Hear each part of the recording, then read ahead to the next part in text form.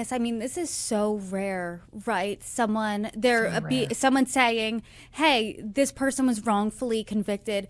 And I know we talked last time about your husband being a trial attorney, a very famous one. He was involved in one of the highest profile criminal cases that the country has seen in recent history. He was involved in the Murdaugh case. He represented the family of Mallory Beach, who was the young woman who was killed on Paul Murdaugh's boat. And the lawsuit was central in the Murdaugh murders case. Now that you're in your own investigation, you've been exposed to law that way. You see this investigation, you see this entire thing play out. You see it too. We're not at the end yet, but we're at almost the end, I would say. I mean, I know I asked this before, but in a more broad sense, how is your whole understanding of the criminal justice system in our country, how has that changed? I have realized a couple of things that trials are terrifying. Trials are terrifying. Juries are terrifying.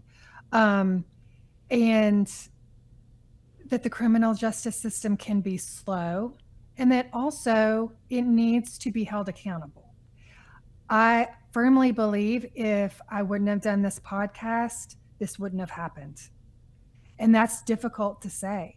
I think that if this case would not have fallen into my lap and I wouldn't have started asking questions, I know Stephen Harris because I've talked to him about it. He wouldn't have stepped in to ask more questions. New evidence would not have been uncovered because they had stopped investigating. The Innocence Project had extended everything that they had, all of their legal options.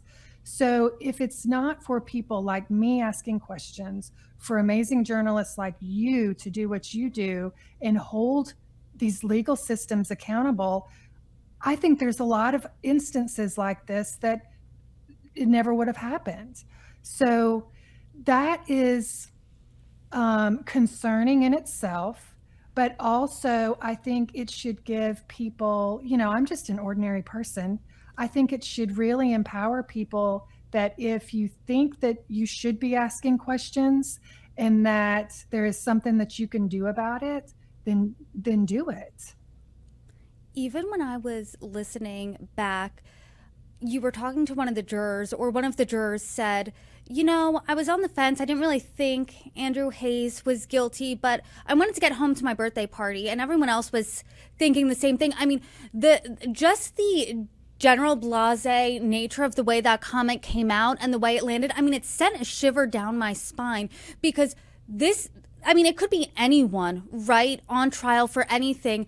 And you have a jury of your peers. And if someone wants to go home and cut out early for a birthday party, I mean, who knows what could happen to you? What was the most shocking thing in this entire case, this most shocking fact or conversation that you had? Because that really stuck out to me amongst everything, obviously. But Mm-hmm, what about mm-hmm. you? That was shocking. It was 100% shocking. That jury was sequestered. And that's another thing that terrifies me too about juries being sequestered, because you're putting people out of the comfort of their home, out of, the ability to see their friends and family, and you're putting them into a situation where they could rush a verdict. And that's what happened here. And I think a lot of jurors think it can be sorted out. It can be sorted out later. And when I talked to this woman, that's what she thought. She thought, okay, we're going to make this decision. It can be sorted out in an appeal. No, no.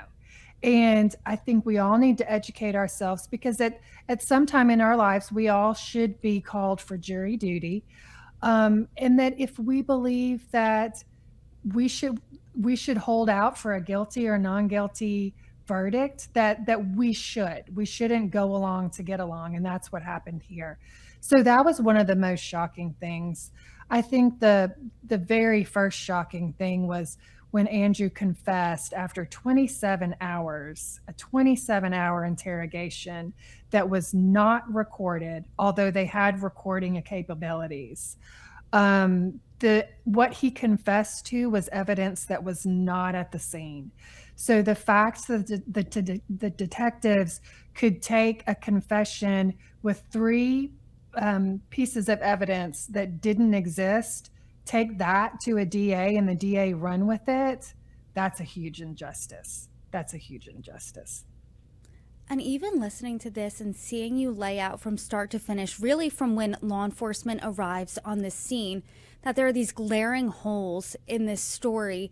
And it's almost been, and I know the Tennessee Innocence Project was working on this case, but it almost seems like largely it was forgotten about for close to 2 decades. I'm sure the Hayes family would say that. And you shined this light on. Now we see that the DA is saying he was wrongfully convicted. Really scares me as just an average American how many times this is happening and how many other cases are just left in the darkness here. Is that how you feel? It is how I feel. And it almost every metropolitan city now has what they call a justice review unit. Some call it a conviction integrity unit.